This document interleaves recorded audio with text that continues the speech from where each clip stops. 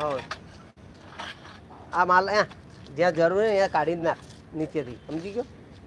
ત્યાં અહીં લગાવી દે, બધો માલ કાઢી નાખ, પલાળી નાખ, આ બધો લઈ લે, બધો માલ આમ મિક્સ કરીને ત્યાં મારી દે, બરાબર? ત્યાં જગ્યા રાખજે, ટાઈસ લાગે એટલી, અને અહીંયા ખરેખર જોઈ લેજે નીચેથી.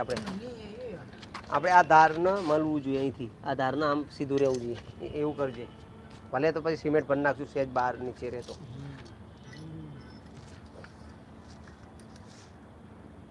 હા બસ, કેટલો ચો કપાય જો આખો.